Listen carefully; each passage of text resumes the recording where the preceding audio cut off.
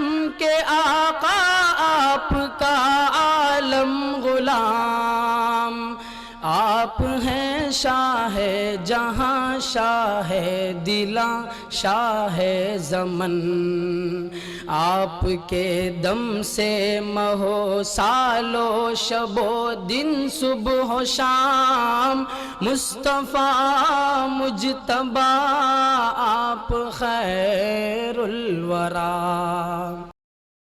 ناظرین گرامی السلام علیکم ورحمۃ اللہ وبرکاتہ۔ میں ہوں آپ کا میزبان انصار عزیز ندوی، اور آپ سیدھی بات ٹی وی چینل کا خصوصی پروگرام ذکر میرے حبیب کا صلی اللہ علیہ وسلم دیکھ رہے ہیں۔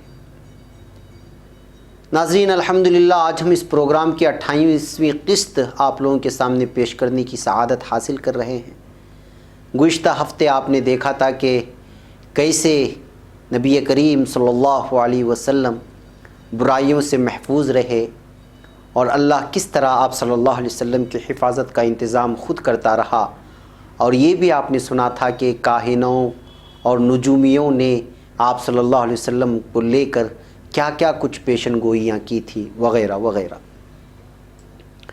ناظرین اب ہم یہاں سے آگے بڑھتے ہیں۔ انجیل میں آپ صلی اللہ علیہ وسلم کے جو اوصاف بیان کیے گئے ہیں، اس کا تذکرہ سیرت ابن ہشام میں موجود ہے، اور ابن اسحاق کے حوالے سے یہ روایت بیان کی گئی ہے، اور اس کا عنوان دیا گیا ہے اہل انجیل کا عہد۔ عہد سے مراد یہاں ایگریمنٹ ہے۔ میں یہاں اس اقتباس کو لفظ بہ لفظ آپ کے سامنے پیش کرتا ہوں تاکہ آپ کو بھی پتہ چلے کہ انجیل میں جو اوصاف آپ صلی اللہ علیہ وسلم کے بیان کیے گئے ہیں وہ کیا ہیں۔ ابن اسحاق فرماتے ہیں مجھے جو قبریں معلوم ہوئی ہیں، ان میں سے ایک قبر یہ بھی ہے کہ عیسیٰ ابن مریم علیہ السلام نے انجیل میں ایک ایسی صفت بیان فرمائی ہے جو نزول من جانب اللہ ہے، اور یہ صفت حضور اکرم صلی اللہ علیہ وسلم سے متعلق ہے۔ یہ خبر اہل انجیل کو دی گئی تھی۔ یوحنس عیسیٰ ابن مریم علیہ السلام کے وہ حواری ہیں جو انجیل لکھا کرتے تھے۔ رسول اکرم صلی اللہ علیہ وسلم کے بارے میں ایک عہد کا تذکرہ کیا یوحنس نے کیا ہے جو عیسیٰ ابن مریم علیہ السلام نے اہل انجیل سے لیا تھا۔ عیسیٰ ابن مریم علیہ السلام نے فرمایا تھا جس نے مجھ سے دشمنی کی اس نے پروردگار سے دشمنی کی، اور اگر میں ان کے سامنے ایسے کام نہ کرتا جو مجھ سے پہلے کسی نے نہیں کیے تو ان کی کچھ خطا نہ ہوتی، لیکن وہ آج اترانے لگے ہیں اور انہوں نے سمجھ لیا ہے کہ وہ مجھ پر اور پروردگار پر بھی غلبہ حاصل کر لیں گے، مگر جو بات ناموس میں ہے اس کا پورا ہونا ضروری ہے۔ انہوں نے مجھ سے ناحق بغض کیا، کاش منحمنا آ گئے ہوتے جنہیں اللہ تعالیٰ تمہاری طرف پاک روح کے ساتھ بھیجے گا۔ یہ وہی ہوگا جو رب کے پاس سے نکلا ہوگا، اور وہ میرا گواہ ہے اور تم بھی میرے گواہ ہو کیونکہ تم عرصے سے میرے ساتھ رہے ہو۔ میں نے بہرحال تم سے یہ بات کہہ دی ہے تاکہ تم شک میں نہ رہو، یعنی تمہیں عدم تبلیغ کی شکایت نہ رہے۔ ناظرین لفظ بہ لفظ وہ تھے جو انجیل میں ابن اسحاق نے بیان کیے ہیں، وہی میں نے آپ لوگوں کے سامنے رکھا۔ اب اس کی وضاحت میں جاتے ہیں۔ ناظرین اس عہد نامے میں دو لفظ ایسے آئے ہیں جن کی وضاحت کر دینا ضروری ہے۔ یوحنس یا یوحنس دونوں طرف سے پڑھ سکتے ہیں، اس کو پڑھا گیا ہے۔ اس سے مراد یوحنا ہے۔ یوحنا عام طور پہ ہی بولا جاتا ہے، تو اس صورت میں اس کو یوحنس پڑھیں گے۔ اور یوحنا حضرت عیسیٰ علیہ السلام کے حواری کا نام تھا۔ حواری یعنی کہ جیسے آپ صلی اللہ علیہ وسلم کے ساتھیوں کو صحابہ کہا جاتا ہے، ویسے ہی عیسیٰ علیہ السلام کے جو قریبی ہوا کرتے تھے، ان کے ساتھ تھے، ان کی تبلیغ پر جنہوں نے لبیک کہا، ان پر ایمان لایا اور ان کے ساتھ رہے تبلیغ میں، ان کو حواری کا نام دیا جاتا ہے۔ تو ایک حواری کا نام تھا یوحنا، جو انجیل کو ضبط تحریر میں لایا کرتے تھے، یعنی لکھا کرتے تھے۔ اور جو موجودہ انجیل ہے ترتیب کے لحاظ سے یہ چوتھی انجیل ہے عیسائیوں کی، جس کو بائبل، انجیل کا مطلب آپ صاف الفاظ میں سمجھیں بائبل ہے جو آج کل کی، یہ چوتھی ہے۔ اب تو اس میں نہ جانے کیسی کیسی تبدیلیاں اور کس قدر تحریفیں کی جا چکی ہیں۔ اس کے علاوہ ایک اور لفظ بھی اس اقتباس میں موجود ہے، منحمنا۔ یہ سریانی زبان کا لفظ ہے۔ یہ لفظ محمد کے ہم معنی ہے، یعنی یہ کہ معنی آتے ہیں اگر ہم منحمنا کے معنی کریں گے اور محمد کے معنی کریں گے۔ اور رومی زبان میں اسے ہرقلیتوس کے طور پر بھی ادا کیا گیا ہے۔ فارقلیت بھی اسی لفظ کا ہم معنی ہے، ہرقلیتوس اور فارقلیت۔ یہ سب آخری رسول صلی اللہ علیہ وسلم کی طرف اشارہ کرتے ہیں، صلی اللہ علیہ وسلم۔ اس تفصیل کو خصوصاً طلبہ ضرور یاد رکھیں، ممکن ہے کسی کوئز جیسے مقابلے میں معلومات کام آ جائے کہ منحمنا کس کو کہتے ہیں اور منحمنا کس زبان سے ترجمہ ہوا ہے، سریانی زبان سے، اور یہ محمد یعنی کہ تعریف جن کی جا چکی ہے اس کے معنی میں منحمنا کے بھی آتے ہیں اور محمد کے بھی آتے ہیں۔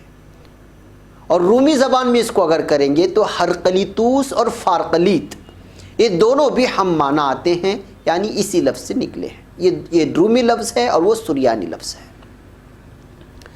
بہرکیف ناظرین، انجیل میں درج شدہ آخری نبی کریم صلی اللہ علیہ وسلم کی آمد کی بشارت کی تفصیل ہے کہ آنے والے ہیں نبی اکرم صلی اللہ علیہ وسلم۔ ناظرین، اب نبی کریم صلی اللہ علیہ وسلم کو نبوت سے سرفراز کیے جانے کا زمانہ قریب سے قریب تر ہوتا جا رہا تھا۔ میں نے سیرت کی کتابوں میں یہ ڈھونڈنے کی کوشش کی کہ جبل ثور میں موجود غار حرا میں آپ کی عبادت کی تفصیل و تاریخ کیا ہے، جو آپ صلی اللہ علیہ وسلم نبوت سے پہلے بالکل تنہا ہو کر نہایت یکسوئی کے ساتھ کیا کرتے تھے۔ اس کی تاریخ کیا تھی اور اس کی نوعیت کیا تھی، اس کا آغاز کب سے ہوا تھا، اس بارے میں معلومات کی تفصیل مجھے میسر نہ ہو سکی، مگر سیرت ابن ہشام میں جو لکھا ہے اس کا خلاصہ یہ ہے کہ زمانے جاہلیت میں قریش یکسو ہو کر جو عبادت کیا کرتے تھے اس کا نام تحنس تھا۔ آپ صلی اللہ علیہ وسلم بھی سال کے ہر مہینے میں غار حرا میں جا کر تحنس یعنی عبادت کیا کرتے تھے۔ عبادت کی نوعیت کیا تھی، اس کا ذکر کہیں نہیں ملتا کہ کس طرح کی عبادت ہوتی تھی۔ البتہ سیرت النبی صلی اللہ علیہ وسلم میں جو تفصیل موجود ہے وہ یہ ہے کہ مکہ معظمہ سے 3 میل کے فاصلے پر ایک غار ہوا کرتا تھا جسے غار حرا کہتے ہیں، جو آج بھی موجود ہے، جس کی حج کے موقع پر اکثر حاجی زیارت کرایا کرتے تھے، بلکہ عمرہ کے موقع پر بھی۔ آپ صلی اللہ علیہ وسلم وہاں جا کر مہینوں قیام فرماتے اور مراقبہ کرتے، کھانے پینے کا سامان لے جاتے۔ وہ جب ختم ہو جاتا تو پھر گھر پر لوٹ آتے اور پھر واپس جا کر مراقبے میں مصروف ہو جاتے۔ مراقبہ یعنی کہ سر جھکا کر کے ایک الگ ہی کیفیت میں چلے جانا۔ اس کے صحیح معنی اور اس کا صحیح تصور آپ لوگوں کو اولیاء کرام یعنی جو نسبت والے علماء کرام ہوتے ہیں وہ اس کے معنی بہت اچھے انداز میں آپ کو سمجھا سکتے ہیں کہ مراقبہ کیا ہوتا ہے، یعنی کہ اپنے آپ کو اس دنیا سے الگ کر کے اپنے ایک الگ ہی روحانیت کے راستے کو اختیار کرتے ہوئے چلا جانا اور اپنے پیدا کرنے والے مالک کو یاد کرنا۔ صحیح بخاری میں ہے کہ غار حرا میں آپ صلی اللہ علیہ وسلم تحنس یعنی عبادت کیا کرتے تھے۔ یہ عبادت کیا تھی؟ عینی شرح بخاری میں درج ہے، جس کا ترجمہ ہے، یعنی یہ سوال کیا گیا ہے کہ آپ صلی اللہ علیہ وسلم کی عبادت کیا تھی، جواب یہ دیا گیا ہے کہ غور و فکر اور عبرت پذیری۔ عبرت پذیری یعنی کہ کسی چیز کو دیکھ کر کے عبرت حاصل کرنا اور اس کی سوچ میں گم ہو جانا۔ بہرکیف ناظرین، دراصل نبوت کا آغاز سچے خوابوں سے شروع ہوا تھا۔ حضرت ابن ہشام نے حضرت عائشہ رضی اللہ تعالیٰ عنہا کے حوالے سے روایت بیان کی ہے کہ پہلی چیز جس سے رسول اکرم صلی اللہ علیہ وسلم کی رسالت کی ابتدا ہوئی وہ سچے خواب تھے۔ جب اللہ تعالیٰ نے آپ کی امت اور آپ کے ذریعے سے بندوں پر رحمت نازل کرنی چاہی تو آپ صلی اللہ علیہ وسلم کو نیند میں خواب دکھایا یہ خواب عام طور پر صبح صادق کی طرح ظاہر ہوتے۔ حضرت ام المؤمنین رضی اللہ تعالیٰ عنہ نے کہا کہ اللہ تعالیٰ نے تنہائی آپ کے لیے محبوب بنا دی تھی اور کوئی چیز آپ کو تنہائی میں رہنے سے زیادہ پسندیدہ نہ تھی، یہاں تک کہ آپ صلی اللہ علیہ وسلم کو شجر و حجر بھی سلام کیا کرتے تھے۔ جیسے کہ ابن اسحاق نے کہا، عبد الملک ابن عبداللہ ابن ابی سفیان بن علا بن جاریہ الثقفی یادداشت بہت مضبوط تھی، وہ بعض اہل علم سے روایت کی ہے، یعنی بتایا ہے کہ آپ صلی اللہ علیہ وسلم رفع حاجت کے لیے بستی سے بہت دور نکل جایا کرتے تھے، یہاں تک کہ مکے کی گھاٹیوں اور وادیوں کے اندر پہنچ جاتے اور لوگوں کی نظروں سے اوجھل ہو جایا کرتے تھے۔ اس دوران جس پتھر اور درخت کے پاس سے گزرتے تو وہ السلام علیکہ یا رسول اللہ کہا کرتا۔ راوی کہتے ہیں کہ جب آپ اس آواز کو سنتے تو آپ صلی اللہ علیہ وسلم اپنے داہنے بائیں آگے پیچھے توجہ فرماتے کہ معلوم کرے کہ کہاں سے آواز آ رہی ہے، پھر درختوں اور پتھروں کی سوا اپنے پاس کسی کو نہ پاتے۔ یہ سلسلہ مدتوں تک جاری رہا، پھر آپ صلی اللہ علیہ وسلم نبی بنائے گئے۔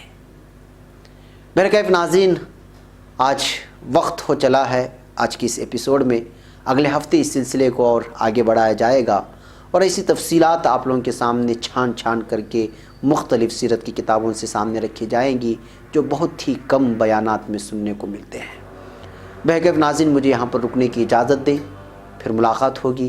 اپنا خاص خیال رکھیں، اپنے اہل و عیال اور دوست و احباب کو بھی اس پروگرام سے مستفید ہونے کا موقع فراہم کریں اور اس کی لنکس کو جتنا ہو سکے اتنا دور تک پھیلانے کی کوشش کریں، ثواب جاریہ کی نیت سے۔ السلام علیکم ورحمۃ اللہ وبرکاتہ۔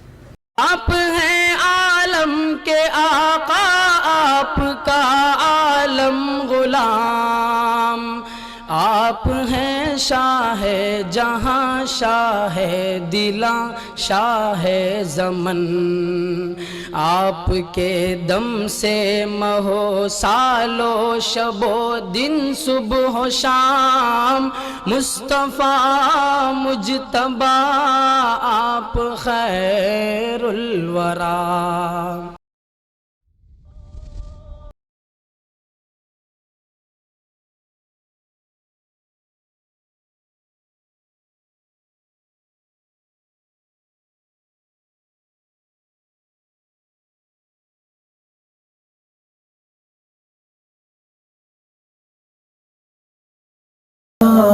ہر ایک سے محشر میری معاف عطا کرنا۔